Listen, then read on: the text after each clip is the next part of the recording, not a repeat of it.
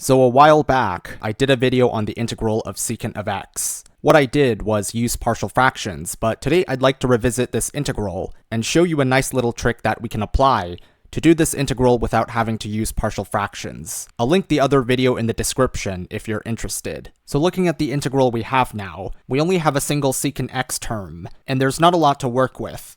But why don't we just multiply the integrand by tangent x plus secant x over tangent x plus secant of x for no particular reason at all, but let's just see what happens if we do this. So if we multiply this expression, we end up with the integral of tangent x times secant of x plus secant squared of x, which is what happens when we distribute secant of x into the numerator of the fraction, and the denominator stays as tangent x plus secant of x, and we have the dx at the end. So let's actually look at what we have now.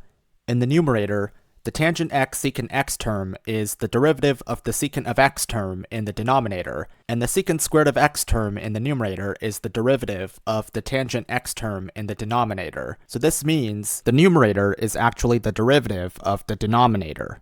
This means we can substitute u equals tangent of x plus secant of x, which means du is equal to tangent x secant x plus secant squared of x dx.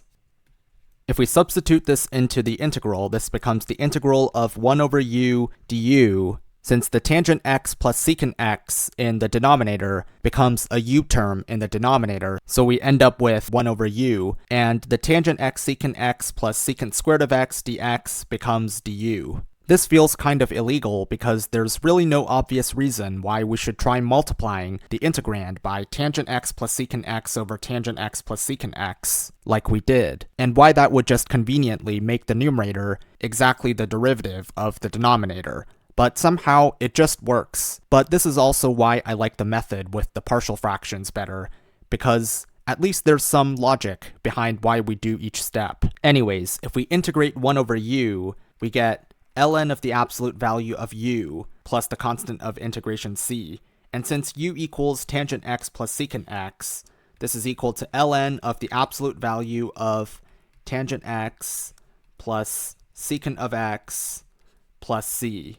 And this is exactly the same answer we would get if we integrated secant of x using partial fractions. I don't know. I'm not sure if I really like this method because you kind of have to already know the answer before you can even think to multiply both the numerator and denominator by tangent x plus secant x. Tell me what you all think in the comments. Do you like this method better or the one with the partial fractions? I personally think this trick is both illegal and kind of interesting.